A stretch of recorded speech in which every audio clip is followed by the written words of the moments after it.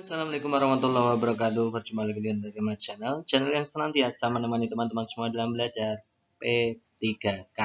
Oke teman-teman, kita lanjutkan program belajar P3K untuk tahun 2022. Tentunya kita masih pelajari kompetensi teknis PGSD karena ini yang paling riskan ya. Selamat untuk teman-teman yang sudah lulus, dan bagi yang belum lulus, ini kesempatan bagi teman-teman semua untuk meraih NIP di tahun 2022. Maka persiapkan diri sebaik mungkin ya. Jadikan pengalaman masa lalu ya, kegagalan di masa lalu untuk pemicu semangat untuk masa berikutnya, yaitu di seleksi P3K 2022. Selamat menyaksikan. Kita mulai dari yang pertama, ini urutan metamorfosis kupu-kupu. Nah, pada pembelajaran tahap 2 kemarin kita sudah memberikan, tapi bedanya adalah masih telur larva pupa imago ya, masih bentuknya seperti itu. Nah, ternyata soalnya itu bentuknya sudah ke masing-masing hewan, misalkan ke telur, ulat, kepompong gitu ya. Meskipun teman-teman yang sudah menyaksikan video-video lalu itu sudah paham, oh pupa itu kepompong, larva itu ulat gitu ya teman-teman ya. Oke, kita lihat opsi pilihan gandanya. Di situ ada kupu-kupu dewasa, telur, ulat, kepompong, kupu-kupu muda, telur, ulat, kupu-kupu muda, dan seterusnya itu ya. Intinya tidak harus dari telur. Karena bentuknya siklus teman-teman. Nah, ini saya berikan urutan metamorfosis kupu-kupu berikut. Nah, ini ya. Ini kalau dari kupu-kupu dewasa boleh kupu-kupu dewasa baru masuk ke telur, baru lagi ke ulat, kemudian menjadi kepompong ya. Kepompong ada dua jenis kepompong itu. Kemudian baru jadi kupu-kupu muda. Ya teman-teman, kalau dari kupu-kupu dewasa berarti kupu-kupu dewasa, telur, ulat, kepompong, kupu-kupu muda. Jadi jawaban yang tepat opsi A. Ini ya teman-teman.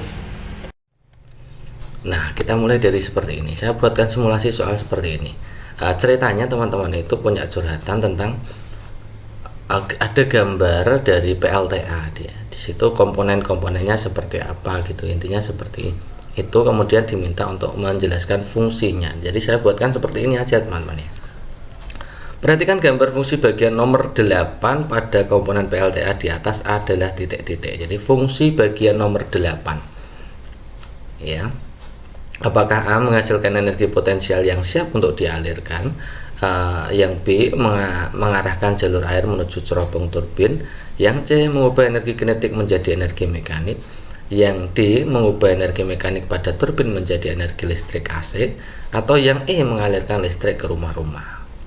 Yang nomor 8 itu ya teman-teman ya. Oke, saya jelaskan bagian-bagian dari PLTA sehingga nanti teman-teman bisa menjawab soal model seperti ini. Oke, saya jelaskan bagian-bagian dari PLTA. Kita mulai dari nomor 1, itu bendungan yang warnanya biru itu ya teman-teman. Kemudian bendungan itu ada aliran masuk ke dalam pipa, itu nomor 2 itu ada katupnya, katup pipa. Kemudian nomor 3 kontrolernya ya, digunakan untuk mengatur besar kecilnya debit air yang akan dikeluarkan. Kemudian nomor 4-nya itu ada pipa yang diarahkan menuju ke turbin itu ya, pipa pesat namanya. Kemudian nomor 5 ada cerobongnya, itu untuk memberikan tekanan lebih ya untuk pipa. Kemudian nomor 6 itu pengatur ya, pengatur sama seperti nomor 3, pengatur tekanan atau controller pipa. Kemudian nomor 7 itu turbinnya teman-teman ya, turbinnya nomor 7. Kemudian nomor 8 itu turbinnya digunakan untuk menggerakkan generator. Jadi nomor 8 itu generator. Kemudian nomor 9 itu trafonya, digunakan untuk menaikkan voltasenya atau tegangannya. Kemudian nomor 10 itu adalah gardu listriknya gitu ya. Jadi sudah sampai ke rumah-rumah nanti ketika di gardu listrik gitu ya. Itu ada 10 elemen dari pembangkit listrik tenaga air. Lalu kita akan bahas komponen-komponen penting yang ada di dalam PLTA. Jadi komponen PLTA itu tadi, waduk atau bendungan itu tujuannya adalah untuk menampung air dalam jumlah besar karena turbin memerlukan pasokan air yang cukup stabil gitu ya. Selain itu, waduk bendungan juga fungsinya untuk mengendalikan banjir. Nah, kebanyakan waduk bendungan ini juga memiliki bagian yang disebut pintu air sebagai pembuangan air yang tidak diinginkan gitu ya. Kemudian ada pipa pesawat atau dalam istilah Inggrisnya adalah penstock ya. Ini fungsinya untuk menyalurkan atau mengarahkan air menuju ke cerobong turbin. Jadi cerobong turbin ya, bukan cerobong tadi ya, tapi ini cerobong turbin masuk ke dalam turbin. Kemudian lanjutnya adalah turbin. Ini fungsi penting juga di turbin. Turbin itu nanti gaya jet atau air yang mendorong baling-baling menyebabkan turbin berputar. Jadi yang menyebabkan turbin berputar itu adalah arus airnya gitu ya. Turbin air kebanyakan seperti kincir angin ya, sama seperti kincir angin ya. Fungsi dorongan angin untuk memutar baling-baling digantikan oleh air ya untuk memutar turbin. Jadi fungsi air tadi adalah untuk memutar turbin, artinya mengubah energi potensial yang ada di air tadi ya, bendungan air tadi diubah menjadi energi kinetik atau energi gerak. Kemudian generator ini merubah nanti teman-teman ya, mengubah dari energi mekaniknya diubah menjadi energi listrik ya, bentuknya AC ya. Perputaran turbin itu energi mekanik. Tadi kan gini ya teman-teman, turbin itu mengubah dari energi potensial menjadi energi kinetik, kemudian energi kinetik itu diputar maka menjadi energi mekanik. Kemudian generatornya adalah mengubah energi mekanik yang dari turbin tadi menjadi energi listrik ya, listrik AC. Kemudian ada jalur transmisi ini ya, dari menyalurkan ke rumah-rumah itu ya teman-teman ya. Jadi jawaban nomor tadi yang komponen nomor 8 tadi adalah generator gitu ya. Jadi generator itu merubah energi mekanik pada turbin menjadi energi listrik. Jadi jawaban yang tepat adalah opsi D. Next berikut ini merupakan dampak negatif dari modernisasi. Ini pembelajaran IPS SD. Ya, kita lihat opsi pilihan gandanya kemajuan teknologi dan pengetahuan, cara berpikir masyarakat berubah, kemudian perilaku masyarakat yang konsumtif, banyak industri di kota besar, yang merupakan dampak negatif, dampak yang buruk gitu ya. Oke, kita akan berikan pembahasannya tentang dampak negatif dan dampak positif dari modernisasi, sehingga nanti teman-teman bisa jawab opsi A, B, C, D kayak gitu. Oke, kita bahas dulu untuk pengaruh positif negatif modernisasi. Yang positif itunya adanya transfer teknologi negara maju ke negara berkembang. Ya, dampaknya kemajuan pembangunan, kemajuan teknologi dan seterusnya. Kemudian yang kedua, semakin berkembangnya ilmu pengetahuan dan teknologi, jelas gitu ya. Yang ketiga, adanya modernisasi membuat cara berpikir masyarakat itu berubah ya. Yang dari irasional menjadi rasional. Yang dari dulunya tidak logis menjadi logis gitu ya. Kemudian yang keempat adalah tingkat kehidupan menjadi lebih baik karena berkembangnya industri. Jadi industri pakaian, industri makanan dan lain-lain. Jadi menyebabkan perkembangan kehidupan masyarakat. Jadi masyarakat lebih makmur ya di bidang itu intinya. Kemudian dampak negatifnya apa dari perkembangan modernisasi ini? Yang pertama itu pergeseran nilai-nilai budaya. Jadi budaya dalam negeri perlahan bergeser menuju luar negeri. Budaya hidup kebarat-baratan itu termasuk dampak negatif dari modernisasi gitu ya. Kemudian yang kedua adalah munculnya perilaku masyarakat yang konsumtif ya. Konsumtif gitu ya.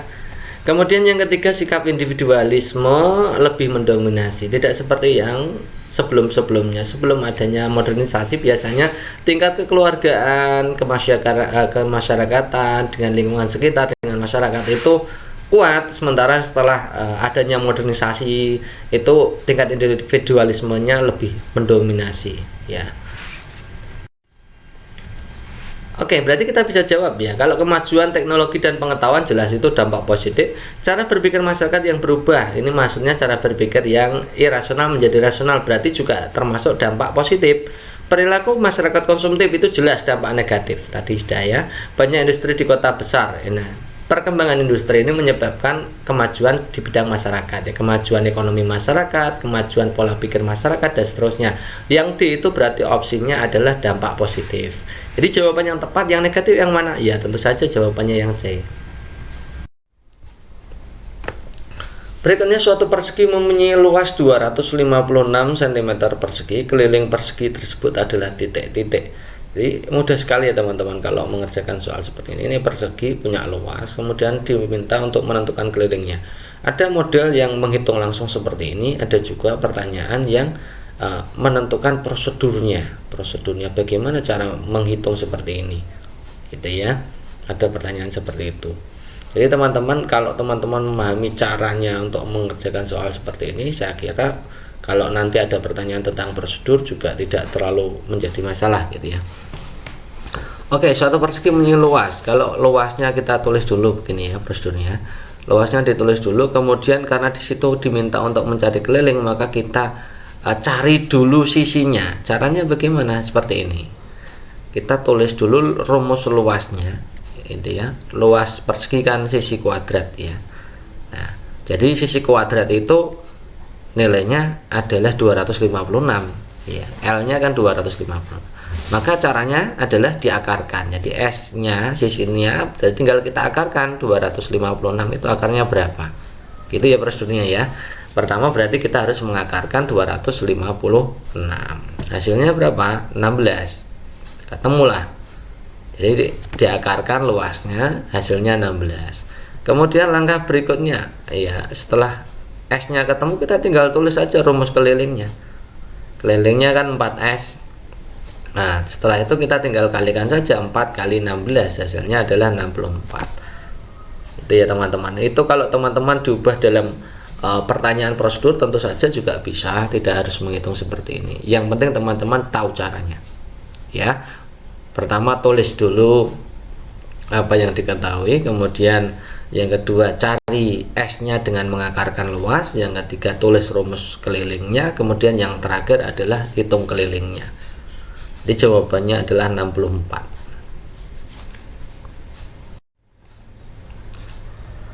Perhatikan gambar, di situ ada gambar pertak samaan gitu ya, pertak samaan. Ya, pernyataan yang sesuai gambar, apakah A satu balok, satu kerucut, satu bola lebih berat dari 3 bola, satu balok dan satu bola lebih berat dari 2 bola, satu balok dan satu kerucut lebih berat dari 1 bola, satu kerucut, satu bola lebih berat dari 2 bola, satu bola lebih berat dari 1 balok dan 1 kerucut. Ini kelihatannya kita sudah pernah bahas soal ini berkali-kali ya. Saya kira teman-teman mudah ya menjawabnya. Ini modelnya eliminasi, kita tinggal cari yang sama saja kanan dan kiri. Ini ya, dibuang saja. Jadi kesimpulannya satu balok dengan satu kerucut itu lebih berat karena yang ada di bawah kan. Satu balok satu kerucut lebih berat daripada satu bola. Jadi jawaban yang tepat adalah opsi C. Dampak negatif dari modernisasi antara lain kekeluargaan dan gotong royong semakin berkurang. Hal ini dapat terjadi karena apa? Apakah A. modernisasi kurang berhasil, B. sumber daya manusia sedikit, C. pengaruh pola hidup kebarat-baratan, atau D. banyak industri di kota besar. Ini ya, kita bicara tentang dampak negatif dari modernisasi. Kita tadi sudah menyebutkan bahwa dampak negatif modernisasi itu banyak hal. Yang pertama tentang gaya hidup individualistik itu ya, itu termasuk bagian dari itu. Nah, salah satu dampak negatif dari modernisasi adalah kekeluargaan dan gotong royong yang semakin berkurang. Nah, terjadi karena apa? Kalau modernisasi kurang berhasil itu harusnya kekeluargaan tetap terjaga. Ya, kalau sumber daya manusia sedikit ya bukan ya. Jadi ini tentang gaya hidup individualistik yang menuju ke barat-baratan. Jadi jawaban yang tepat adalah opsi C. Ini dampak negatifnya. Perhatikan langkah berikut. Letakkan dengan posisi 3 lubang tersebut sejajar dengan cahaya lilin. Kemudian perhatikan apa yang terjadi. Siapkan alat bahan percobaan menggunakan 3 karton tebal dan lilin. Kemudian ada pernyataan keempat adalah lubangi bagian tengah karton tersebut. Bagian 5 geser posisi tiap lubang menjadi tidak sejajar. Kemudian 6 perhatikan perbedaannya. Ada 6 langkah di situ. Teman-teman diminta untuk mengurutkan bagaimana melakukan percobaan cahaya merambat lurus. Kita lihat opsi pilihan gandanya di situ ya. Oke. Ini ada A, B, C. Kalau dalam menentukan urutan langkah-langkah itu ada 2 trik ya. Ada 2 trik. Yang pertama adalah teman-teman mengurutkan langsung saja seperti biasa dari urutan awal sampai urutan akhir. Yang kedua teman-teman cari yang urut saja. Ada beberapa bagian yang tidak urut gitu ya. Maka yang tidak urut itu, maksudnya tidak urut itu gini teman-teman, maksudnya tidak urut itu bisa misalkan 1 dan 2 itu sama-sama bisa menempati di posisi awal gitu ya, misalkan seperti itu. Nah kali ini kita akan urutkan saja. Jadi kalau kita melakukan percobaan cahaya merambat lurus, itu yang pertama pasti siapkan bahannya. Menyiapkan bahannya berupa 3 karton tebal dan lilin. Lilin sebagai sumber cahaya, 3 karton tebal ini nanti alat sebagai penguji bahwa cahaya itu merambat lurus. Pertama ini ya. Setelah karton itu sebagai alat bahan itu disiapkan, maka yang langkah berikutnya karton-karton itu nanti dilubangi teman-teman. Nah dilubangi ini urutan kedua, dilubangi. Kemudian berikutnya setelah dilubangi ini letakkan posisi dari 3 lubang yang di karton itu sejajar dengan cahaya lilin. Nah tujuannya apa nanti supaya mengetahui bahwa itu merambat lurus atau tidak. Kemudian baru diamati. Nah ternyata ketika sejajar itu kalau diamati bisa bayangan dari lilin itu bisa ya, cahaya dari lilin itu lubangnya bisa sampai ketangkap ya, bisa tertangkap bagian belakang gitu ya. Nah kemudian kalau kita berikutnya selanjutnya langkah berikutnya pasti ini digeser. Kalau tidak sejajar bagaimana? Perbedaannya apa? Ini pasti kan begini urutannya.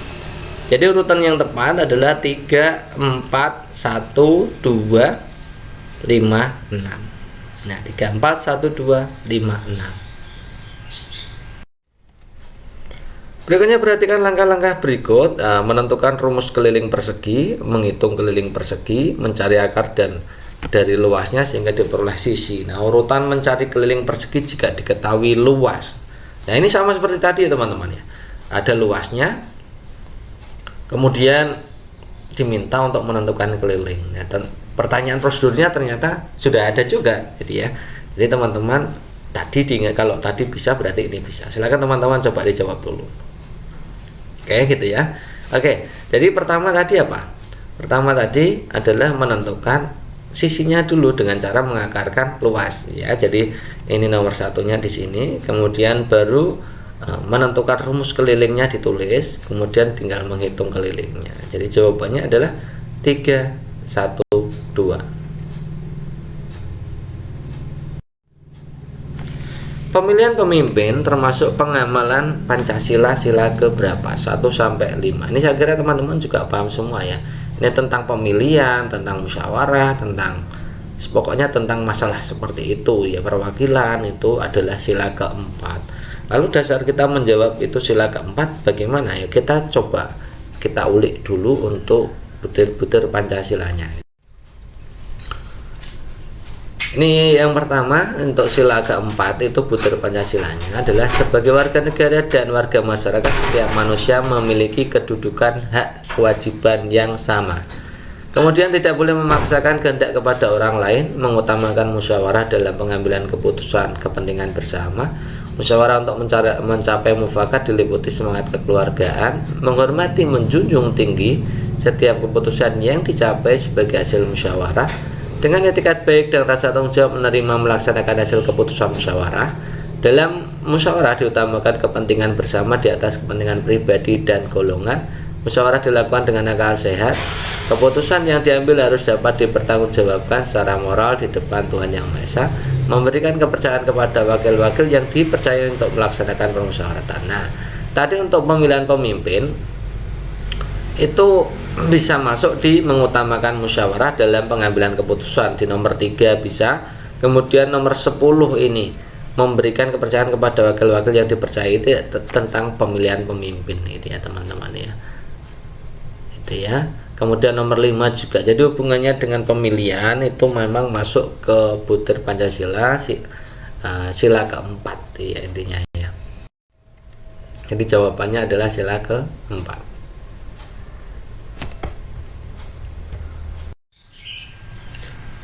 Berikutnya ini tentang soal unsur budaya baratnya. Unsur budaya barat yang tidak dapat diterima oleh masyarakat Indonesia begitu saja, yang sulit diterima. Kemarin kita juga sudah bahas itu ya.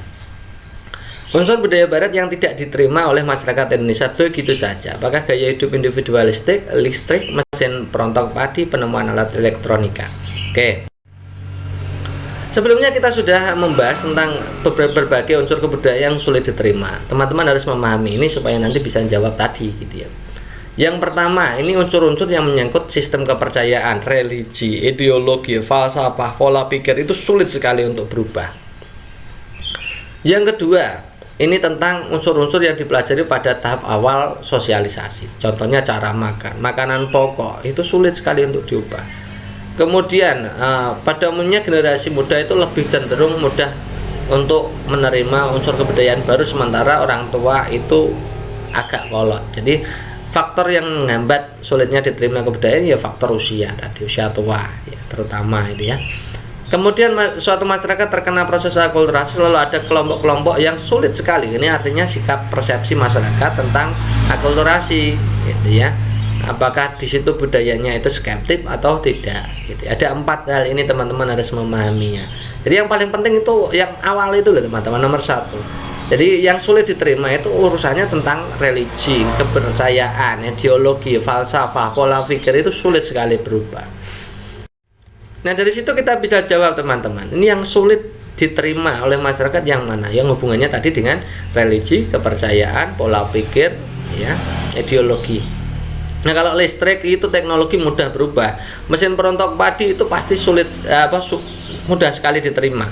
Penemuan elektronika seperti ponsel dan lain-lain itu mudah diterima. Jadi yang paling sulit memang tentang gaya hidup. Gaya hidup ini mencerminkan pola pikir, ideologi juga, pola pikir dari masyarakat. Jadi jawaban yang tepat adalah opsi A.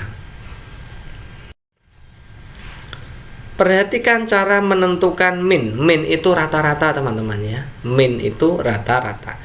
1. Membagi jumlah seluruh nilai siswa dengan banyak siswa. 2. Menentukan nilai masing-masing siswa. 3. Menjumlah seluruh nilai siswa.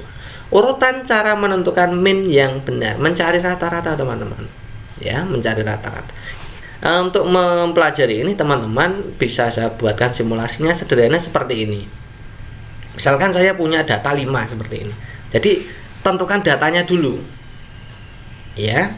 Datanya dulu, nilai masing-masingnya ditentukan dulu. Ini berarti masuk langkah kedua ya kan, menentukan nilai masing-masing siswa. Ini nilainya ada dulu. Kemudian langkah kedua masukkan dalam rumus mencari rata-rata. Rumus mencari rata-rata itu yang pertama yang atas datanya semuanya dijumlah dulu. Oh berarti langkah nomor 1.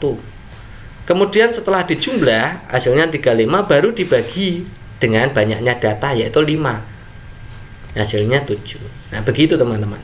Jadi pertama itu harus menentukan apa dulu yang mau dirata-rata ya. Nomor 2 ini awal, kemudian baru dijumlahkan, yang sebelah atas itu dijumlahkan nilainya rata-rata, menjumlahkan dulu, kemudian baru membagi ya. Jadi jawaban yang tepat adalah 2, 3, 1. Next berikutnya, pemilihan media yang cocok untuk pembelajaran daring ya.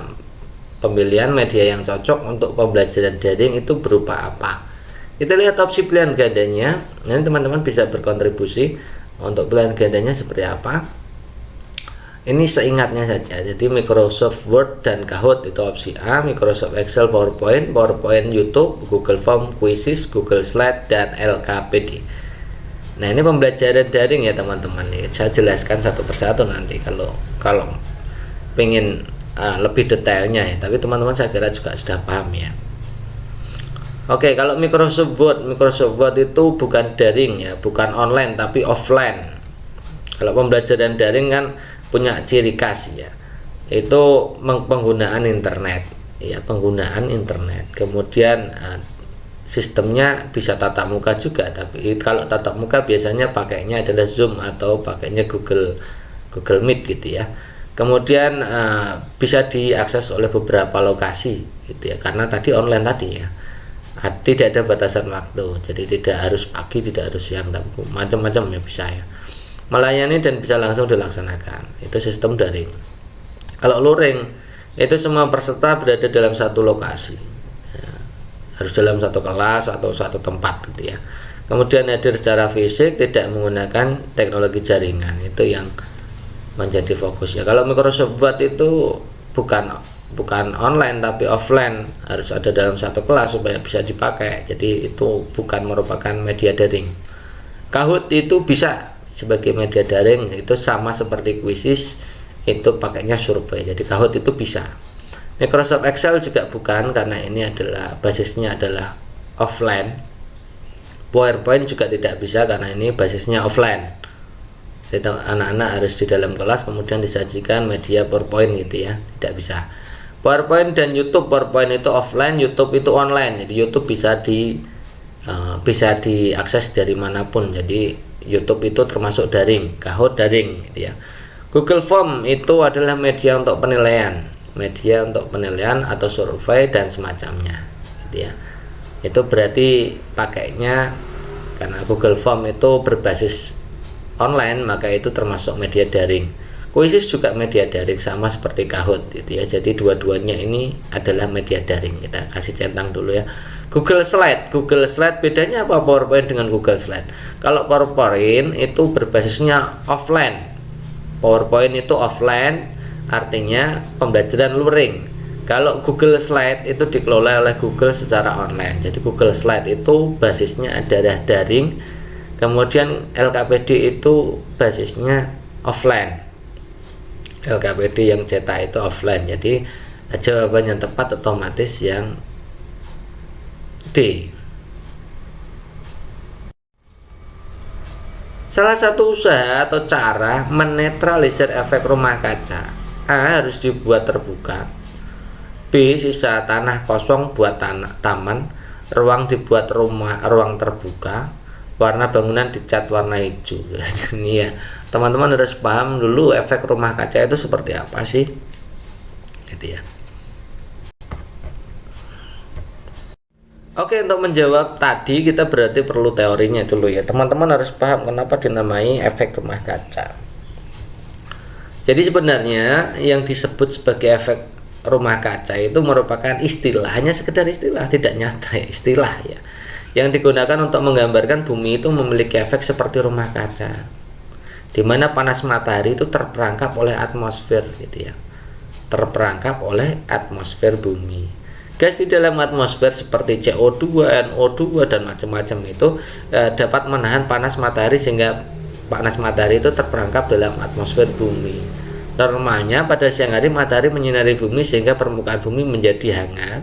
Pada malam hari permukaan bumi dingin, itu normalnya. Tetapi karena akibat yang namanya tadi istilah efek rumah kaca tadi, sebagian panas itu harusnya dipantulkan bumi, tapi ternyata tidak bisa karena terperangkap oleh gas-gas yang ada di atmosfer kita. Jadi intinya seperti ini teman-teman. Kita mengeluarkan asap ya, misalnya asap pembakaran, asap kendaraan, asap semuanya itu ya, zat-zat efek rumah kaca itu nanti kan ke atmosfer gitu kan, ke atas ya, ke atmosfer. Kemudian itu menyebabkan tadi sinar matahari yang masuk mau keluar lagi dipantulkan tapi terhalang oleh gas-gas itu. Ya, itu intinya seperti itu. Nah, gas-gas tadi, gas-gas efek rumah kaca tadi adalah yang berkontribusi itu H2O, karbon dioksida, ini yang paling parah, ini CO2-nya ini yang memang paling banyak. Karbon dioksida, metana, CH4, ozon, nitrous oksida. Ozon itu bisa menipis ya gara-gara efek rumah kaca gitu ya. Kemudian CFC itu gas yang digunakan dalam kulkas, klorofluorokarbon, dan HFC, hidrofluorokarbon gitu ya. Ini kalau kita gambarkan seperti ini teman-teman, yang menyebabkan efek rumah kaca CO2, NO2 itu semuanya ke atas. Misalkan dari pabrik industri itu cerobong asapnya itu mengandung N2O, CO2 nih yang macam-macam ya. Kemudian asap itu di situ ada asap apa namanya genset, itu juga CO2-nya ke atmosfer. Kemudian itu ada CH4 ya, metana dari hewan, pembakaran itu CO2, kemudian pupuk itu N2O itu juga nanti akhirnya ke atmosfer ya. Ini juga ya macam-macam itu ya. Sampah itu CH4 juga ke atmosfer. Jadi penyebabnya macam-macam ya, penebangan liar dan pembakaran hutan. Tadi pembakaran hutan jelas nanti menyebabkan CO2-nya penuh ya di atmosfer. Kemudian penggunaan bahan bakar fosil, tadi kendaraan itu ya.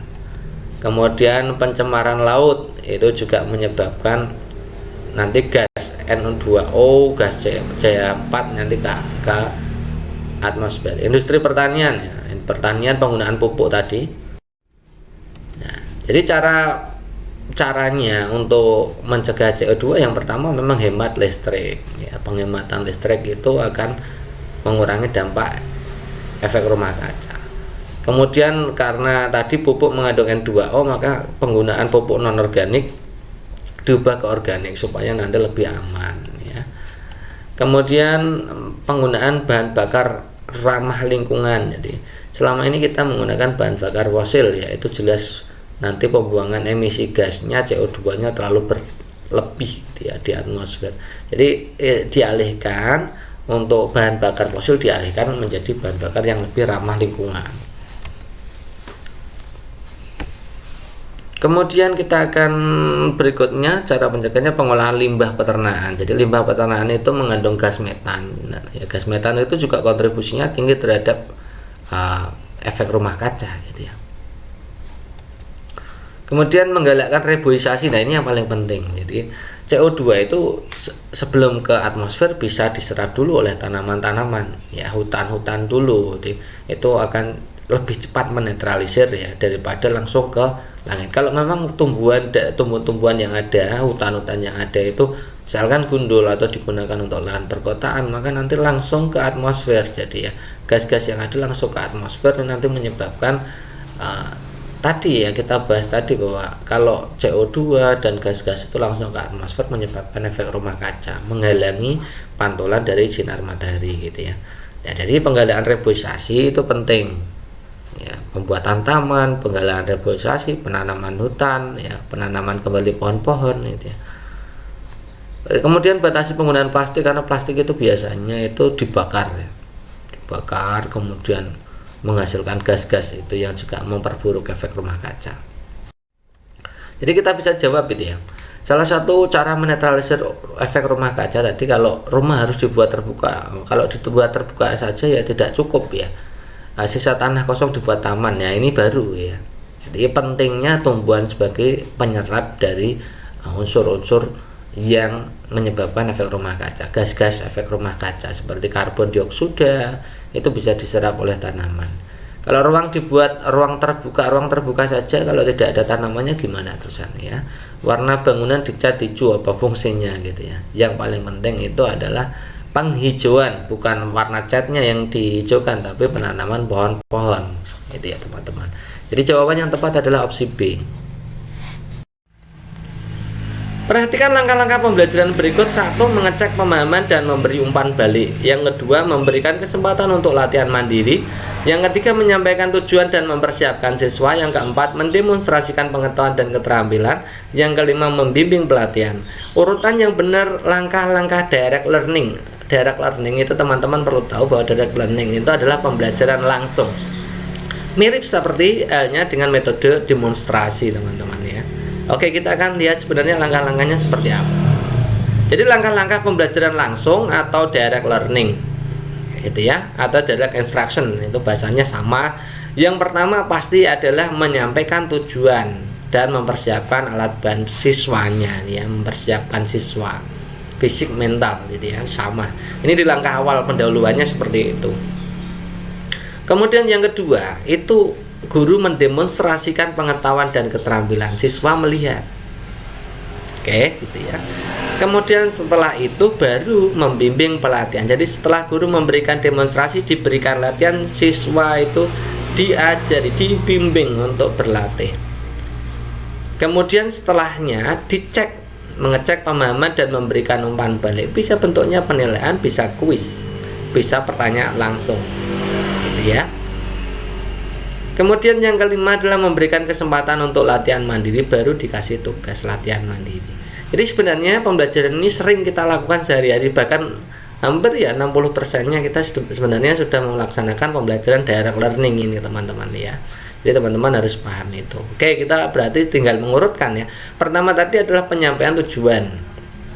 Ya, kemudian mendemonstrasikan nomor 4, kemudian membimbing pelatihan nomor 5, kemudian baru mengecek pemahaman, berikan umpan balik, yang terakhir adalah memberi kesempatan untuk latihan mandiri. Jadi jawaban yang tepat adalah opsi D.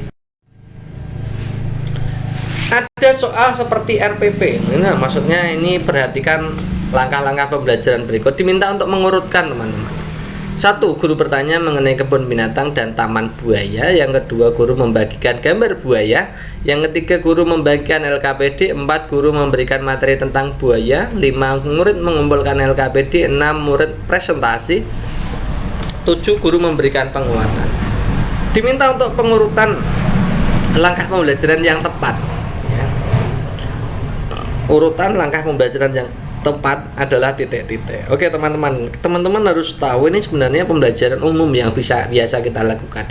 Teman-teman bisa menggunakan teorinya discovery learning, bisa problem based learning, bisa menggunakan scientific learning juga bisa. Kita anggap saja scientific learning saja. Ini langkah-langkahnya umumnya seperti ini. Ya, mengamati, menanya, mengeksplorasi, mengasosiasi, kemudian mengkomunikasikan. Saya jelaskan sedikit. Proses pengamatan itu adanya pemberian stimulus, kemudian siswa diminta untuk mengamati. Kemudian ada proses bertanya tentang apa yang sudah diamati. Kemudian anak-anak itu diminta untuk mengeksplorasi, mencari data, mencari sumber-sumber data yang dibutuhkan, mengasosiasi artinya anak mengolah datanya. Kemudian setelah itu baru mengkomunikasikan. Nah, dalam bentuk soal RPP ya seperti ini. Kita lihat ya. Pertama itu harus mengamati. Apa yang diamati itu berarti guru itu harus menyampaikan stimulus. Stimulusnya apa? Di nomor 1 sampai 7 jelas itu di nomor 2. Memberikan gambar buaya dulu. Stimulusnya di depan. Ini terus mau diapakan ini gambar buaya kan gitu ya. Jadi anak-anak melihat gambar buaya dulu. Kemudian baru setelah pemberian stimulus tadi kan harus ada proses bertanya, ya kan? Proses bertanya, menanyanya. Jadi anak-anak bertanya, kemudian guru juga bertanya. Nah, jadi proses menanyanya ada di nomor 1 ini. Hubungannya dengan stimulus tadi gitu ya, mengenai kebun binatang dan taman buaya. Nah, setelah itu kegiatan eksplorasi berarti. Kegiatan eksplorasi itu bisa guru memberikan materi bisa, kemudian siswa mengerjakan LKPD juga bisa. Tapi kalau di sini itu lebih baik guru memberikan materinya dulu. Ya, setelah tanya jawab guru memberikan penjelasan singkat. Nah, ini penjelasan singkat itu ada di nomor 4. Ya. Setelah memberikan pembahasan itu kemudian siswa itu dibagi LKPD-nya. Nah, nomor 3 kemudian baru nomor 5 ini. Membagi mengerjakan LKPD itu kegiatan mengeksplorasi, mengasosiasi. Ya, mengeksplorasi, mencari tahu bagaimana cara mengerjakan LKPD, kemudian disusun, menghubungkan, itu namanya mengasosiasi. Sampai selesai. Nah, kemudian proses pengumpulan LKPD itu juga proses asosiasi, kemudian yang terakhir adalah presentasi. Komunikasi itu dengan melakukan presentasi. Nah, proses presentasi itu nanti ada tanya jawab antara siswa dengan siswa, yang presentasi dengan yang tidak presentasi, atau dengan guru. Jadi guru juga bertanya. Jadi proses guru itu memberikan umpan balik atas apa yang dikerjakan oleh siswa, apa yang disajikan oleh siswa. Itu nomor 7 gitu ya. Jadi urutan yang tepat adalah 2, 1, 4, 3, 5, 6, 7. Ini ya opsi A ya. Next, berikutnya perhatikan langkah-langkah berikut. 1. Oleskan pasta gigi secukupnya pada bulu sikat. Kemudian gosokkan sikat gigi pada gigi atas, bawah, bagian dalam. Yang ketiga, gosokkan sikat gigi pada gigi bagian luar dan permukaan geraham. Yang keempat, berkumurlah dengan air sampai mulut bersih. Nah, urutan yang tepat dalam menggosok gigi yang mana ini teman-teman ya. Oke teman-teman, kita lihat opsi pilihan gantinya itu ya. Oke, berarti kalau kita menggosok gigi langsung saja ya kita urutkannya. Pertama itu kalau menggosok gigi pasti oleskan pasta gigi ini ya secukupnya pada bulu sikat. Ini pasti nomor 1 ya. Teman-teman bisa coba. Setelah itu baru kemudian gosokkan sikat gigi pada bagian luar dulu, yang depan, kemudian kanan kiri itu bagian luar. Ya, ini gitu ya. Dan permukaan geraham bagian luar gitu ya. Kemudian baru yang atas, bawah, dalam ini ya. Terakhir kumur-kumur. Jadi urut-urutannya adalah 1, 3, 2, 4. Berikutnya perhatikan gambar. Ini ada orang yang mencengkeram kaleng. Ya, saya buatkan gambar seperti itu aja. mencengkerang kalian. Pengaruh gaya terhadap benda tersebut mengubah titik-titik. Apakah bentuk, apakah arah, apakah kecepatan, apakah dia menjadi bergerak. Ini kita sudah pernah bahas di program 1 sampai program 28 gitu ya.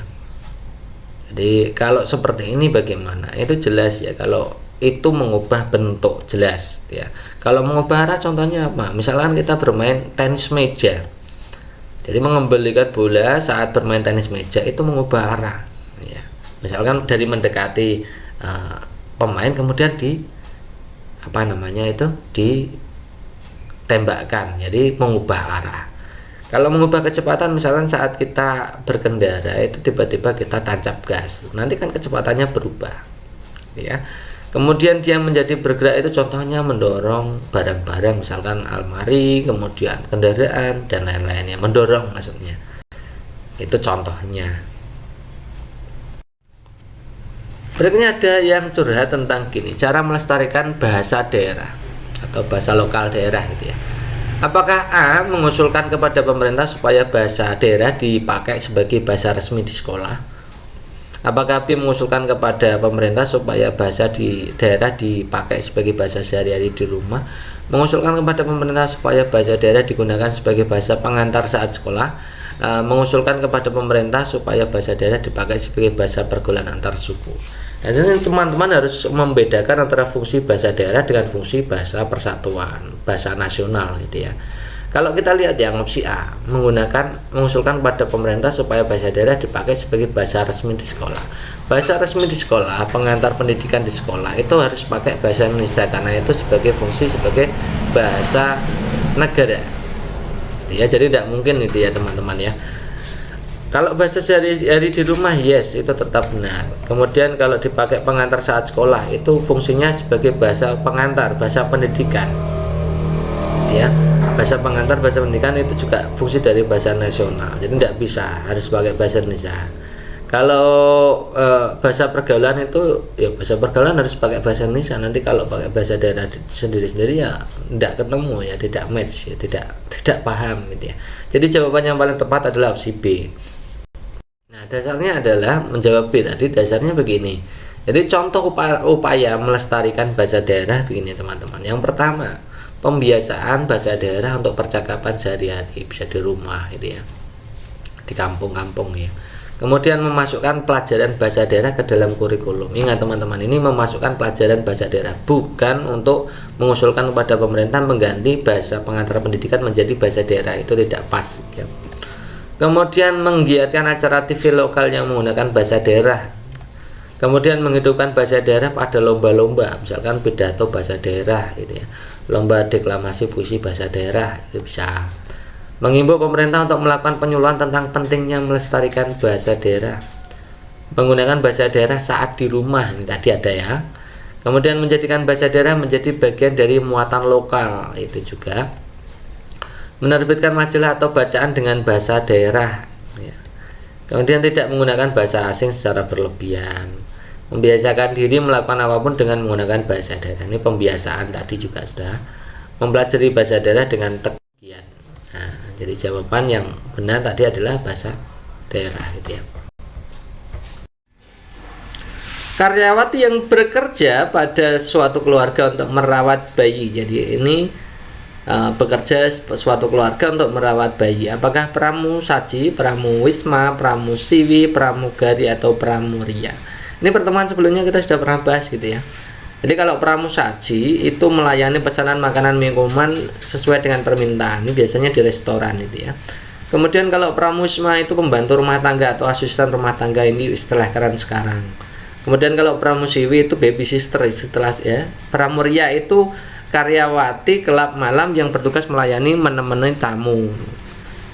Pramusiwi tadi yaitu baby sister ya, tugas merawat bayi pada keluarga ya. Kalau pramugari itu bisa karyawati yang bekerja pada perusahaan pengangkutan umum, bisa udara, bisa darat, bisa laut ya, tidak harus di udara, tidak harus di pesawat ya. Tugasnya melayani penumpang, itu namanya pramugari. Oke. Ada 5 itu ya. Sekarang kita lihat ya, karyawati yang bekerja pada suatu keluarga untuk merawat bayi. Jelas itu jawaban yang tepat adalah pramusiwi. Perhatikan langkah-langkah penyelesaian operasi bilangan 12 dibagi 3 dikurangi 2 kali 5. Mengerjakan pembagian, mengerjakan pengurangan, mengerjakan perkalian. Urutan pekerjaan yang tepat adalah titik-titik. Jadi kalau dalam mengurutkan operasi bilangan bulat itu teman-teman harus mengetahui step-stepnya. Yang pertama itu yang kerjakan adalah tanda kurung dulu, ya, yang ada di dalam tanda kurung. Yang kedua itu adalah operasi perkalian atau pembagian. Bisa perkalian dulu, bisa pembagian dulu. Mana yang dikerjakan lebih dahulu? Yang lebih dulu dikerjakan. Yang awal dulu, yang di sebelah kiri dulu, yang di depan dulu, gitu ya. Kemudian baru mengerjakan penjumlahan atau pengurangan. Kalau dua-duanya ada, maka kerjakan yang di depan dulu. Kalau misalkan pengurangan itu di depan, maka dikerjakan yang pengurangan dulu. Penjumlahan juga sama, gitu ya. Kalau penjumlahan lebih dulu, maka penjumlahan dulu. Nah, kalau mengerjakan 12 dibagi 3 dikurangi 2 kali 5, berarti kita kerjakan dulu yang itu kan operasinya ada 3 jenis. Bagi, kurang, kali. Berarti yang dikerjakan yang bagi dulu, karena bagi dan kali nilainya sederajat, maka kerjakan yang di depan dulu. Bagi dulu, ya. 12 dibagi 3 ketemunya 4. Dikurangi 2 kali 5. Nah, nanti tinggal operasinya tinggal 2 kalau sekali mengerjakannya. Jadi kurang dengan kali, duluan mana? Kali. Jadi 4 dikurangi 10. Yang terakhir baru pengurangan itu ya, hasilnya negatif 6. Ya. Jadi urut-urutannya harus membagi dulu, baru mengali, baru mengurangi. 1, 3, 2. Next berikutnya, sasaran dari Merdeka Belajar adalah apakah anak wajib sekolah dari SD sampai SMP, wajib sekolah dari SD sampai SMA, kemudian anak wajib sekolah dari SD sampai universitas, atau anak wajib sekolah dari SD sampai SMK. Ini yang saya herankan, teman-teman itu curhatnya Merdeka Belajar gitu aja, kemudian wajib dari SD SMP. Ini saya juga berpikir apakah ini tentang program wajib belajar? Ternyata saya kira itu bukan ya. Jadi teman-teman nanti kalau ingat soal seperti ini silakan tulis di kolom komentar gitu ya. Ini saya kira adalah sasaran dari Merdeka Belajar, apakah dari SD sampai SMP saja, SD sampai SMA saja, atau SD sampai universitas, atau SD sampai SMK saja. Oke teman-teman, jadi kita akan pelajari tentang Merdeka Belajar. Merdeka Belajar itu yang dikemukakan oleh Nadiem Makarim di Kementerian Pendidikan dan Kebudayaan itu sudah sampai ke 10 ya, 10 dari program Merdeka Belajar itu. Silakan teman-teman simak nanti sasarannya untuk apa gitu ya. Merdeka Belajar pada episode 1 itu dikhususkan untuk pendidikan dasar dan menengah, SD, SMP, SMA. Isinya apa saja? Ini ya, menghapus ujian sekolah berstandar nasional, ujian nasional diganti asesmen nasional, kemudian penyederhanaan RPP guru, adaptasi penerimaan PPDB lah intinya, berbasis zonasi gitu ya. Jadi program 1 itu fokusnya adalah pendidikan dasar dan menengah. Nanti kalau ada pertanyaan program pertama dari Merdeka Belajar itu fokusnya apa, maka SD, SMP, SMA gitu ya. Jadi teman-teman nanti kalau ada pertanyaan bisa jawab ya, meskipun saya tulis begini saja. Kemudian Merdeka Belajar yang kedua itu untuk kampus Merdeka, berarti sasarannya adalah untuk universitas gitu ya. Program kedua untuk universitas, mempermudah pembukaan program studi, sistem akreditasi perguruan tinggi dipermudah, mempermudah perguruan tinggi untuk menjadi PTN berbadan hukum, hak mahasiswa untuk belajar 3 semester di luar program studi gitu ya. Oke. Kemudian nomor 3-nya, episode ketiga dari program belajar itu adalah penyesuaian kebijaksanaan dalam pengaturan dana BOS. Ini juga untuk pendidikan dasar menengah, SD, SMP, SMA, SMK itu kan ada BOS juga kan. Misalkan penyaluran dana BOS langsung ke rekening sekolah, jadi tidak melalui rekening daerah dulu. Kan prosedurnya jadi pusing kan gitu ya. Penggunaan dana BOS lebih fleksibel ya, terutama untuk penggunaan alokasi untuk wiyata bakti gitu ya. Mengenai nilai satuan dana BOS meningkat ya, meskipun itu tidak merata ya, kebanyakan naiknya hanya 100.000 gitu ya. Pelaporan dana BOS lebih transparan dan lebih akuntabel, yes, itu juga masuk. Oke, program berikutnya adalah program organisasi penggerak. Ini untuk organisasi penggerak di bidang pendidikan untuk membuktikan kemampuan mereka dalam mentransformasi sekolah. Kemudian episode kelima, teman-teman juga perlu paham ini tentang guru penggerak.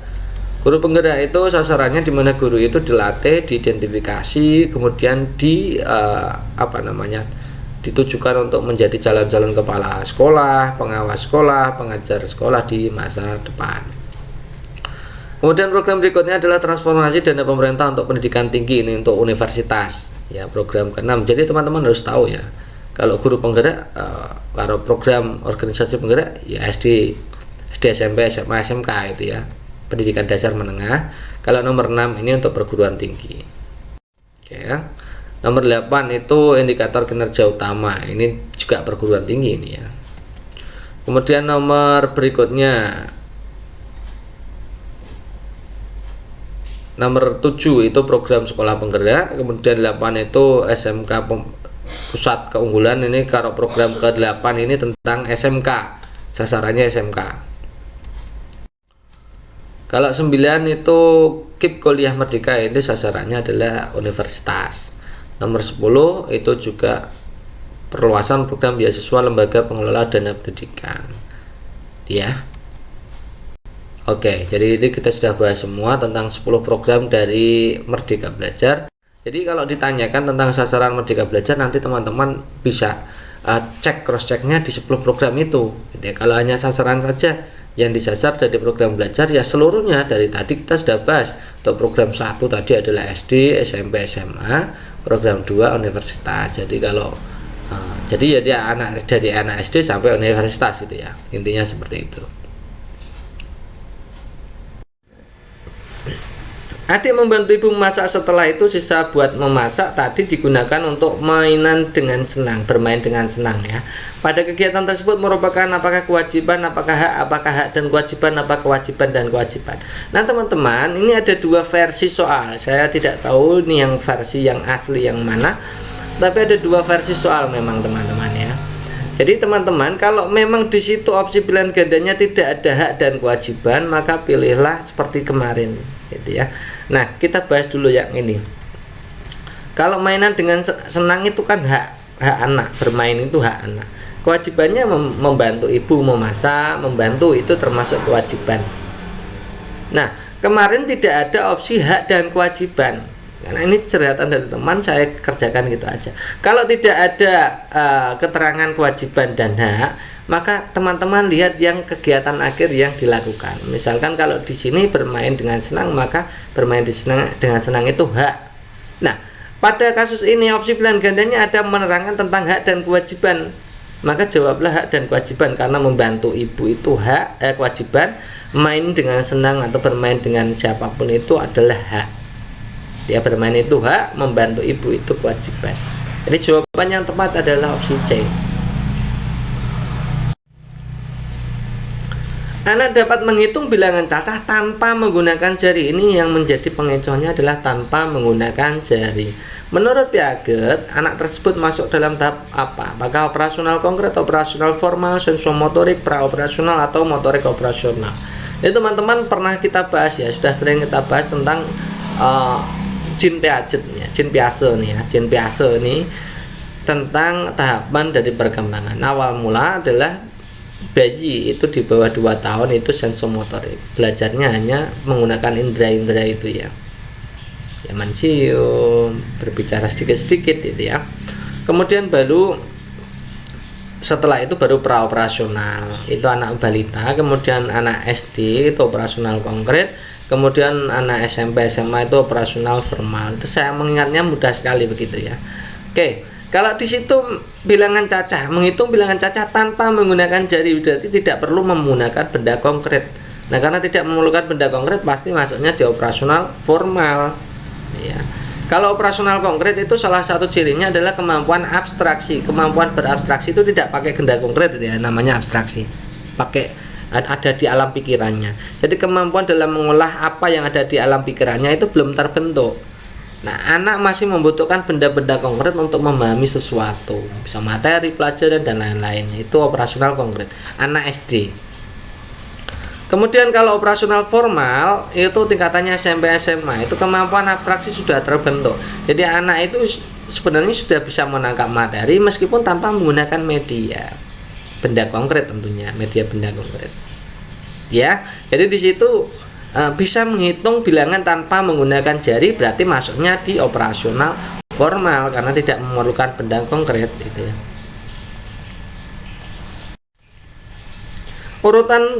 Urutkan ya, diminta untuk mengurutkan daur hidup katak telur berudu berkaki, katak dewasa berudu bertelur. Nah, teman-teman perlu tahu bahwa soal ini kadang-kadang tidak disebutkan seperti ini.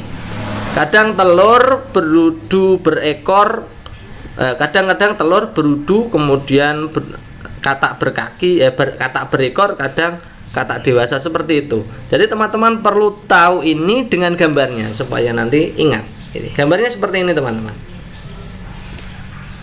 Jadi katak dewasa, kemudian ada telur di situ, kemudian berudu. Yang namanya berudu itu pasti berekor.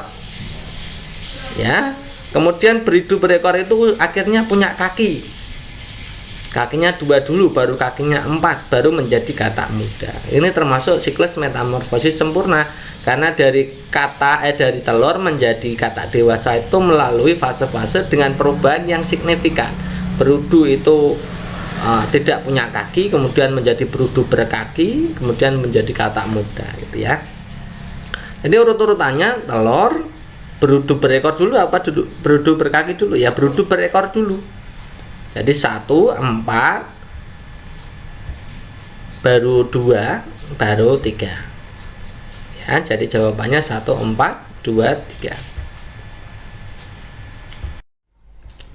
Next, berikutnya orang yang melayani pesanan makanan dan minuman sesuai dengan permintaan pelanggan. Apakah pramugari, pramuniaga, pramuwisma, pramusaji, pramusiwi? Teman-teman, untuk soal ini banyak sekali yang keluar ya. Ada yang pramusiwi keluar, kemudian pramusaji keluar, pramuria juga keluar. Jadi teman-teman harus pahami benar-benar ya, pahami pengertiannya ya, supaya nanti tidak terkacau gitu ya. Jabas ya, kalau yang pertama pramusaji itu orang yang melayani pesanan makanan minuman sesuai dengan pesanan gitu ya, di kafe-kafe itu ya, di toko itu ya, di toko makanan maksudnya, di warung makan itu namanya pramusaji.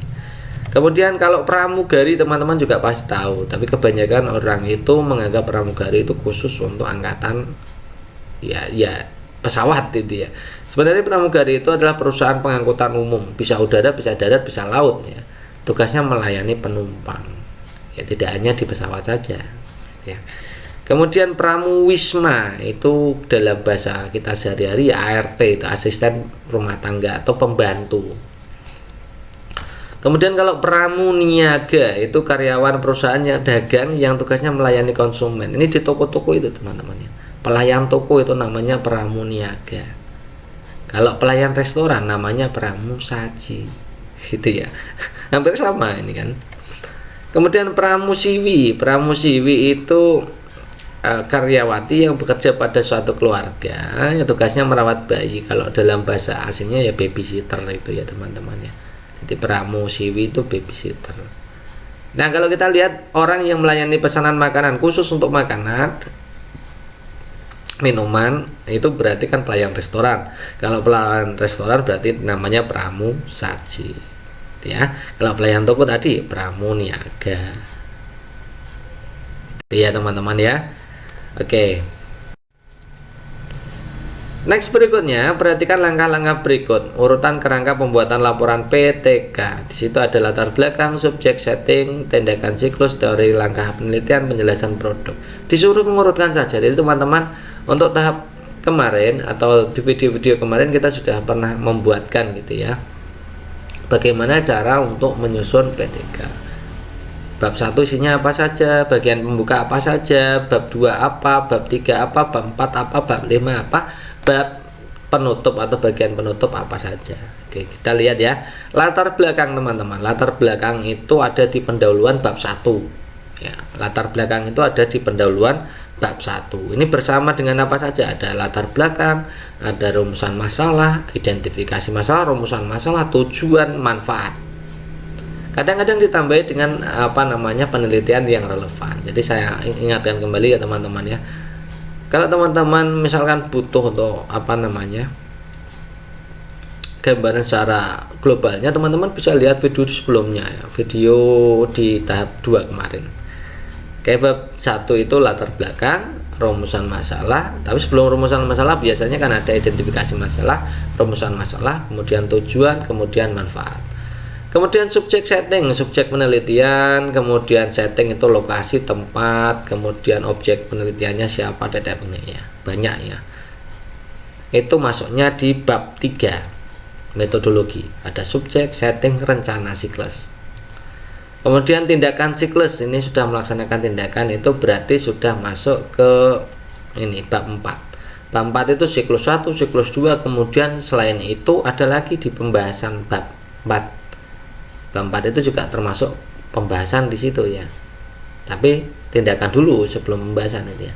Kemudian teori langkah penelitian, teori kemudian kerangka berpikir, kemudian hipotesis, itu masuknya di bab 2. Landasan teori, kerangka berpikir, kemudian hipotesis. Ya. Kemudian penjelasan produk itu artinya pembahasan apa yang sudah dilakukan. Pembahasan itu masuknya di bab 4 setelah pelaksanaan siklus. Ya, setelah pelaksanaan siklus. Oke, jadi urut-urutannya yang pertama pasti adalah latar belakang. Bab 1 dulu. Bab 1 kemudian bab 2. Jadi 1, 4, 2, kemudian baru 3 dulu, kemudian baru ke 5. Ini berarti 1, 4, 2, 3, 5. Jika gaya dorong lebih besar daripada gaya gesek, maka apa yang terjadi? Ini curhatan teman-temannya yang begitu ya. Apakah benda tetap bergerak, benda diam, benda akan berubah bentuk, benda akan berubah arah gaya. Oke, tentang gaya dorong lebih besar daripada gaya gesek. Ini saya jelaskan begini. Gambarnya seperti ini. F itu gaya dorong, FG itu gaya gesek. Jadi gaya gesek itu negatifnya dari gaya dorong gitu ya. Pengurangan dari daya dorong. Nah, kasusnya begini, kalau gaya dorongnya lebih besar daripada gaya geseknya, maka benda akan bergerak. Kalau gaya dorongnya itu sama dengan gaya gesek, maka benda itu masih diam. Kalau gaya dorongnya lebih kecil dari gesek, itu berarti ya tetap benda diam. Jadi syarat untuk benda bergerak itu kalau gaya dorongnya lebih besar daripada gaya gesek. Jadi jawaban yang tepat ya, kalau gaya dorong lebih besar dari gaya gesek, maka yang terjadi adalah benda bergerak. Ya. Sebuah benda dengan massa 2 kg diberi gaya 50 Newton. Nah, jika gaya geseknya dihilangkan, maka percepatannya adalah titik-titik. Ini termasuk aplikasi dari hukum 2 Newton. Tentang hubungan gaya, massa, percepatan. Ini sudah sering kita bahas itu ya, teman-teman ya. Masanya 2 kg, kemudian gayanya 50 Newton. Kemudian pertanyaannya adalah A itu percepatannya berapa? Kita sudah sering kali mengatakan bahwa A itu rumusnya adalah F per M. Percepatan itu hasil bagi antara gaya dan massa. Ini teman-teman perlu menghafalkan A sama dengan F per M. Kalau mencari F sama dengan M kali A. Kalau mencari M sama dengan F per A, itu harus hafal. Gitu ya. Kita tulis langsung, hitung aja 50 jadi bagi 2, hasilnya 25. Nah, sederhana kan, mudah sekali gitu ya. Next, berikutnya hubungan sosial ekonomi dengan tempat tinggal. Maksudnya hubungan kegiatan ekonomi dengan tempat tinggal. Apakah petani apel di dataran tinggi, pedagang sayur di pasar, pedagang lele di desa, pedagang bunga hias di kota, sobat di terminal. Yang perlu teman-teman ketahui bahwa kalau ada pertanyaan hubungan sosial ekonomi dengan tempat tinggal, itu artinya teman-teman itu harus menganalisa tempat tinggalnya hubungannya dengan sumber daya alam yang tersedia. Nah, sumber daya alam yang tersedia itu dengan kegiatan ekonomi hubungannya apa? Begitu ya teman-teman ya. Saya kasih contoh begini. Misalkan kegiatan ekonomi di pantai, tempat tinggalnya di lingkungan pantai. Sumber dayanya apa? Ada lautnya, kemudian ada, nah, berarti itu sumber daya itu ada ikannya gitu ya. Ini pantai itu ya, itu sumber daya. Kalau di pantai itu biasanya ya nelayan karena ada ikannya, ada lautnya. Di pantai juga berupa bisa bisa dikembangkan untuk potensi pariwisatanya. Ya, restoran kalau ada pariwisata, penginapan, toko. Yang paling pokok adalah kegiatan masyarakat atau kegiatan ekonomi masyarakat di sekitar pantai, tempat tinggalnya di sekitar pantai itu adalah nelayan dan pariwisata, nelayan dan perdagangan. Itu ya teman-teman ya. Jadi tak hubungan antara tempat tinggal dan sosial ekonomi. Gitu ya. Kemudian misalkan kegiatan ekonomi di dataran rendah, ya persawahan lah intinya seperti itu. Ketika di dataran rendah itu biasanya lahannya adalah produksi pertanian dan peternakan bagian dataran rendah. Orang-orang yang tinggal di dataran rendah itu kan biasanya punya sawah yang luas, kondisi lingkungan sawahnya panjang, lahannya banyak, maka biasanya orang-orang itu bekerja berdasarkan sumber daya alam yang tersedia. Ya pertanian, kemudian bisa peternakan. Misalkan lagi untuk dataran tinggi itu biasanya untuk produksi-produksi yang bagian bawah, pertanian bagian bawah itu tidak bisa di cover di dataran tinggi. Nah, biasanya pakainya produksi buah-buahan, perkebunan, sayur mayur di bagian dataran tinggi itu biasanya gitu. Jadi itu hubungannya teman-teman. Nah, kalau kita lihat misalkan opsi A, petani apel di dataran tinggi benar. Karena di dataran tinggi itu potensinya, di dataran tinggi sumber daya alamnya, lingkungannya mendukung adalah tentang buah-buahan termasuk buah apel. Itu berarti jawaban A benar. Kalau di pasar itu tidak bermaksud tempat tinggal, karena pasar itu bisa di dataran tinggi, bisa di pantai, bisa di. Nah, jadi tidak ada hubungan antara pasar dengan pedagang sayur tentang terkait tempat tinggal dan hubungan sosial ekonominya. Itu ya. Desa kota itu juga bukan. Ya, di desa ada pedagang lele, yang di kota juga ada pedagang lele. Kan tidak ada pengaruh antara kehidupan di desa dengan pedagang lele, tidak ada berpengaruh. Sumber daya alam di desa bisa digunakan untuk pedagang lele, mungkin itu benar. Tapi di kota juga ada pedagang lele, jadi tidak ada pengaruh signifikan antara tempat tinggal dengan kegiatan ekonominya. Di kota juga sama, pedagang bunga hias di kota itu juga tidak menjadi sumber daya alam di kota itu tidak mewujudkan tidak harus bunga hias, kan tidak harus. Bunga hias juga tidak harus di kota. Bunga hias ada di desa juga ada. Itu ya. Jadi sumber daya alam di kota itu tidak harus menunjang bunga hias. Ya, pedagang bunga hias. Terminal juga sama. Terminal sopir. Tidak harus orang yang tempat tinggalnya di terminal harus menjadi sopir, kan tidak harus. Itu ya. Sopir itu di desa juga ada sopir. Ya. Jadi harus ada hubungan keterkaitan antara tempat tinggal dan sosial ekonominya. Jadi jawaban yang tepat adalah opsi A.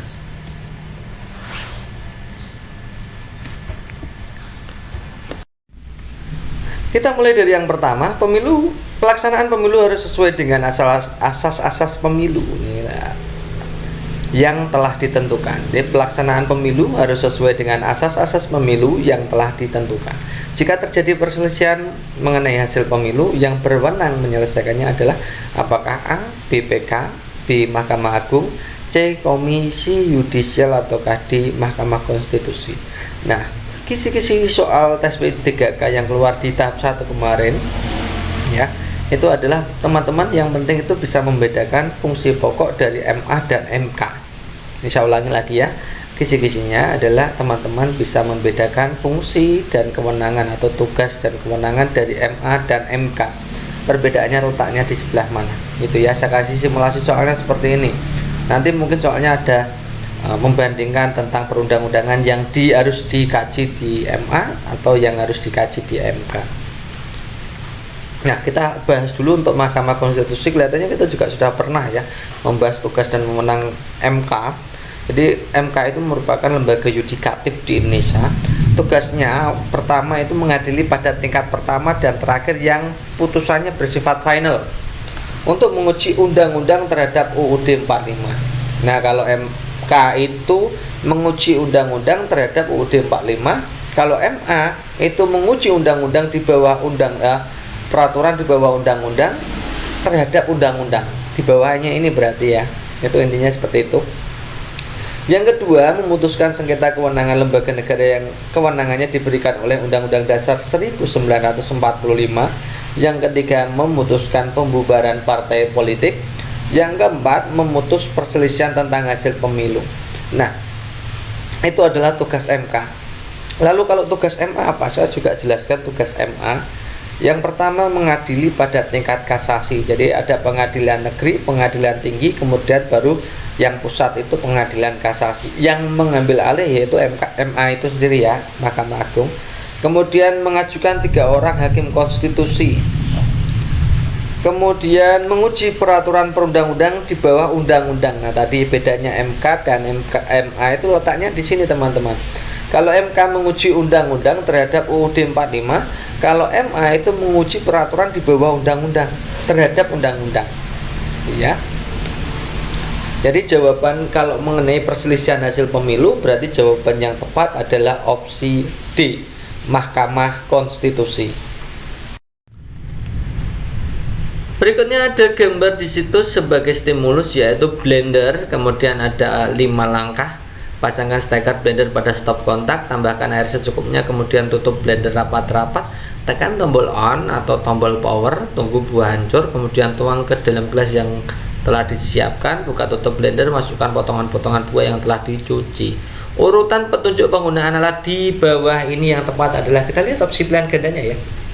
Nah, di situ dari A sampai D itu kita mulainya dari, kalau tidak 1, 3. Kita lihat 1 ya, pasangkan steker blender pada stop kontak. Bisa, boleh aja ya, juga tidak mengapa. Kalau 3, tekan tombol on atau tombol power.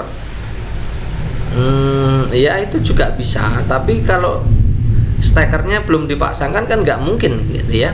Jadi yang C dan D ini nggak mungkin ya. Jadi kita pilih awalannya, kita mulai dari nomor 1.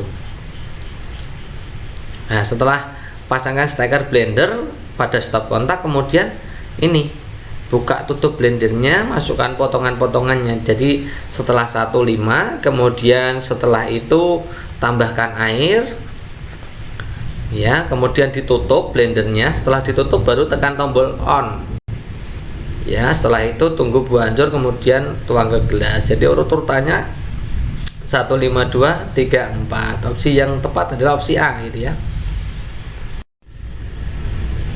Perhatikan petunjuk cara membuat jus jambu berikut. Siapkan blender, masukkan steker pada stop kontak. Ini tadi seperti tadi, tapi ini nanti caranya berbeda. Jadi teman-teman kalau mengerjakan soal seperti ini bisa langsung analisa opsi pilihan gandanya, kemudian baru diurutkan sesuai awalnya dan akhirnya juga dilihat, atau dengan cara mengamati urutannya yang tidak tepat yang mana gitu ya. Saya berikan contohnya seperti ini. Kita lihat ya, 1 sampai 6 saya bacakan dulu. Siapkan blender, masukkan steker pada stop kontak, masukkan jambu biji, gula pasir, air ke dalam tabung blender. Siapkan jambu biji, kupas kulitnya lalu dibelah, tekan tombol kecepatan yang dikehendaki. Setelah halus, tuang jus ke dalam gelas. Oke, kita lihat opsi A. 4, 1, 2, 3, 6, 5. Padahal di situ kalau kita lihat ya, setelah halus tuang jus ke dalam gelas, itu nomor 6 nya. Tombol kecepatan yang dikehendaki itu 5. Masa 6 dan 5 duluan? 6 kan tidak mungkin. Yang ini loh teman-teman, tekan tombol kecepatannya dulu, harusnya 5 dulu baru 6 ya. Jadi opsi A tidak mungkin ya. Kita lihat opsi B. Ini letak masalahnya di sini teman-teman. Coba teman-teman lihat 5 dan 3 nih ya. 5 dan 3 ini masalah juga ya. Kalau 3, masukkan jambu biji, gula pasir, air ke dalam tabung blender. Kalau yang nomor 5, tekan tombol kecepatan yang dikehendaki. Masa ditekan dulu baru dimasukkan? Ini nanti muncrat ke kita semua ini ya. Muncrat kepada yang muter gitu ya. Nah, itu jadi yang opsi B jelas salah juga. Kita lihat opsi C juga sama. Ini 5, 3-nya di sini. Yang berarti jawaban yang tepat ya opsi D. Bentuk kegiatan pembelajaran yang tepat dilakukan guru pada materi sejarah SD agar peserta didik mendapatkan pengalaman belajar bermakna menurut Edgar Dale. Jadi Edgar Dale itu salah satu pakar dalam belajar bermakna gitu ya. Saya bilang Edgar Dale itu kuncinya adalah penggunaan media sehingga pembelajaran bisa menjadi bermakna. Intinya seperti itu ya Edgar Dale ya. Jadi yang bermakna itu tidak hanya di Ausubel tapi Edgar Dale juga. Tapi Edgar Dale itu mementingkan tentang penggunaan media dan simulasinya, media dan pengalaman belajarnya, gitu ya. Jadi saya ulangi lagi bahwa Edgar Dale itu yang menjadi kuncinya adalah teori tentang pengalaman, media dan pengalaman. Kalau teori Abraham Maslow itu tentang motivasi, kalau Edgar Dale tentang pengalaman dan media, itu ya. Yang kita lihat opsi A. Tadi apa tadi? Pertanyaannya, bentuk kegiatan pembelajaran yang tepat dilakukan guru materi sejarah, gitu ya. Apakah A meminta peserta didik menonton televisi tentang tempat-tempat sejarah, B mengajak peserta didik menonton pameran museum, C meminta peserta didik membaca buku di perpustakaan untuk menggali materi sejarah yang diajarkan, D mengajak peserta didik melakukan dharma wisata ke tempat-tempat bersejarah, yang E menggunakan media gambar yang menarik tentang tempat-tempat bersejarah. Kalau teman-teman tidak memahami bagaimana struktur pembelajaran atau struktur media dan pengalaman belajar menurut Edgar Dale, maka teman-teman akan dibikin pusing dengan soal seperti ini ya. Oke, kita akan bahas tentang Edgar Dale. Nih, nggak kelihatan ya, ini gambarnya nggak kelihatan, saya bacakan saja nanti sambil didengarkan. Jadi yang pertama itu baca, artinya membaca itu ya. Membaca itu di level yang paling atas, artinya yang paling sedikit, yang atas itu paling sedikit ya. Yang paling sedikit diingat, itu yang membaca itu hanya 10%. Jadi kalau kita memberikan pembelajaran kepada siswa dengan hanya membaca buku, membaca materi, maka yang masuk dalam otak siswa atau dalam pengetahuan siswa itu hanya 10% ya. Kemudian ditambah lagi kalau kita menjelaskan. Nah, menjelaskan berarti siswa itu mendengarkan ya. Ketika kita menjelaskan, siswa mendengarkan, maka sampai di 20%. Kemudian kita mulai menggunakan media. Misalkan medianya adalah media gambar, diagram, foto itu ya. Itu sampai ke 30%. Media lebih lagi yaitu lihat video. Ya, itu juga 30% ya. Lagi misalkan lebih meningkat lagi dengan demonstrasi, itu juga lebih memberikan keterlibatannya ya, lebih memberikan efek yang lebih tinggi dari kemampuan siswa dalam mengingat materi ya. Kemudian setelah demonstrasi di bawahnya adalah terlibat dengan diskusi. Jadi diskusi itu lebih baik daripada demonstrasi, lebih baik daripada hanya sekedar nonton video, sekedar melihat gambar, sekedar mendengarkan penjelasan guru atau membaca sendiri buku ya. Diskusi itu sampai 50%. Kemudian kalau setelah diskusi ada penyajian materi, mempresentasikan, itu lebih lagi yaitu sampai ke 70% ya. Setelah presentasi misalkan ditambah lagi dengan bermain peran, misalkan drama ya, bermain drama itu sampai 90% ya, mendekati 90%. Kemudian simulasi atau melakukan kegiatan meniru langsung gitu ya. Meniru langsung subjeknya itu ya. Objeknya ditiru langsung, itu masuk sampai 90%, dan itu lebih baik daripada sekedar bermain peran. Kalau bermain peran kan hanya tulisan kemudian diperankan gitu ya. Kalau simulasi ada orangnya kemudian meniru langsung ya. Yang paling tinggi adalah mengerjakan hal-hal yang nyata. Jadi tidak hanya mengerjakan simulasi atau tiruan, tapi juga mengerjakan hal yang nyata. Memang dilakukan ya. Memang suatu kegiatan yang dilakukan dan nyata. Itu nanti akan memberikan pengalaman paling besar. Ya. Jadi intinya dari atas ke bawah itu penggunaan media itu dari konkret, dari abstrak, yang paling abstrak ya, menuju yang paling konkret, yang paling nyata. Semakin nyata pembelajaran yang kita lakukan, itu nanti memberikan efek yang diingat oleh peserta didik lebih besar. Intinya itu ya. Ketika kita menggunakan media pembelajaran semakin konkret ya, semakin menuju ke pengalaman nyata, itu nanti akan memberikan efek yang diingat oleh siswa atau daya serap siswanya semakin besar.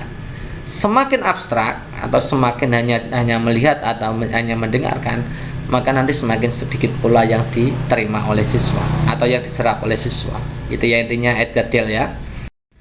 Nah, kalau kita buat jenis media abstrak ke konkret seperti ini teman-teman. Misalkan yang pertama hanya mengajari tentang lambang kata atau verbalnya saja. Verbal dengan ucapan-ucapan, misalkan hanya mengatakan burung gitu aja, ya nanti mudah dilupakan. Kemudian lambang visual, misalkan gambar-gambar gitu ya. Kemudian gambar tetap, rekaman, radio, itu juga lebih tinggi lagi. Kemudian ada gambar hidup, misalkan audio visual, itu TV itu ya.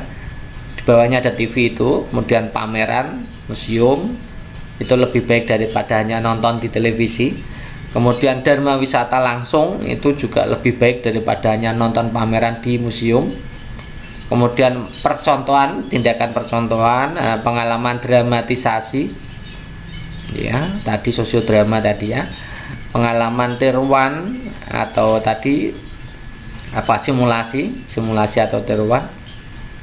Kemudian pengalaman langsung, itu paling tinggi ya, dari daya serapnya. Jadi dari atas ke bawah itu abstrak menuju ke konkret. Jadi semakin konkret, semakin ke bawah itu media yang kita berikan, maka akan memberikan hasil yang lebih maksimal, paling maksimal.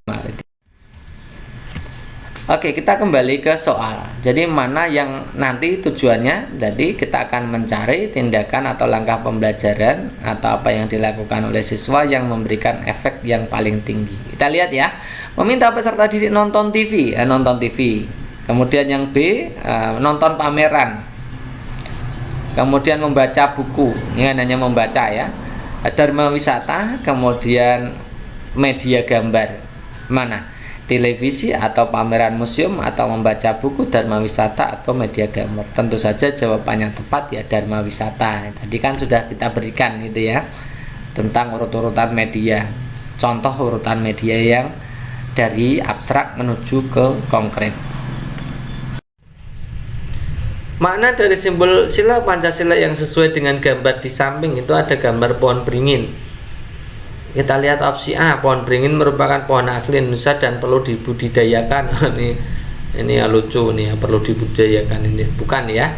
Yang B, keragaman budaya dan bahasa harus menjadi pemersatu. Ini jelas nih ya, ini tentang persatuan. Jadi ini yang B itu sila ketiga, yang ke D itu sila kelima.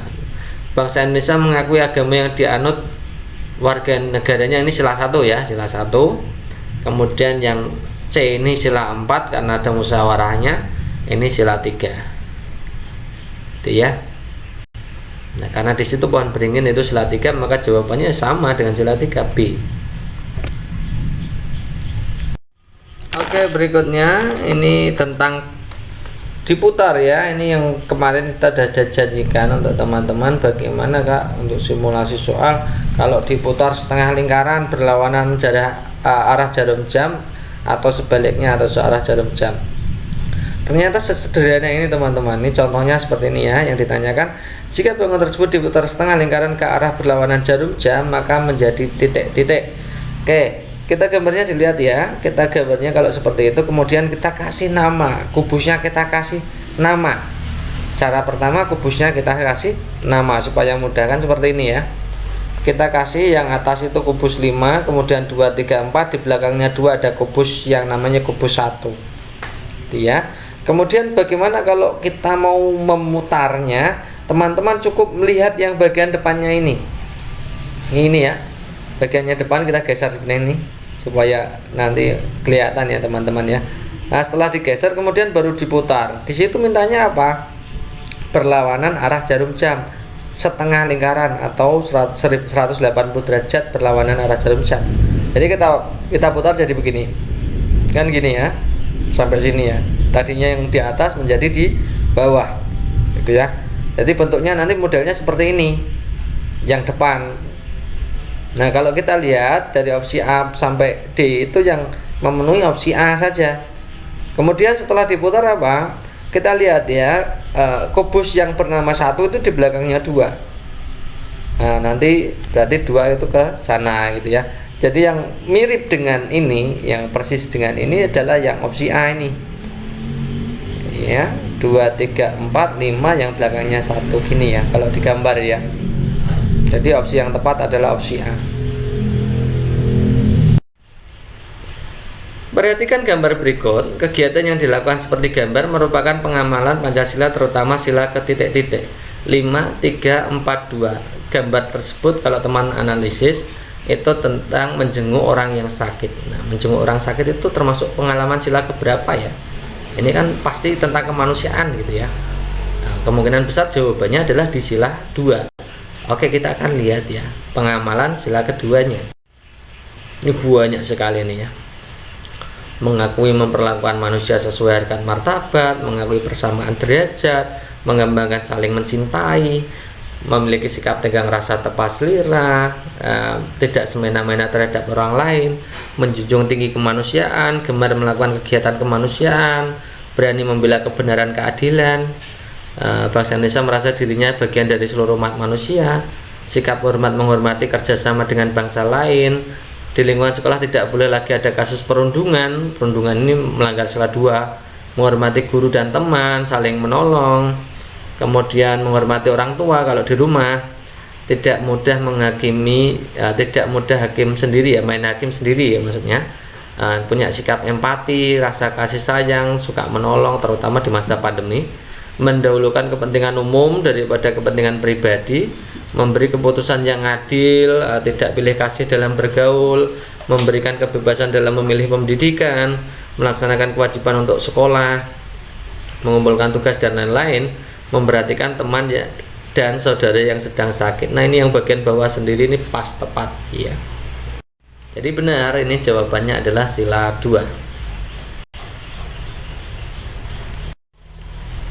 Nilai-nilai dari Pancasila terutama sila ketiga yang dapat kita jumpai di lingkungan rumah. Jadi teman-teman harus bisa mengamalkan Pancasila di lingkungan rumah, lingkungan masyarakat, lingkungan sekolah dan bangsa dan negara. Gitu ya. Kita lihat opsi A. Beribadah dengan anggota keluarga di masjid terdekat. Ini beribadah itu berarti sila 1. Ini ya, enggak usah ditanya lagi, ini salah 1.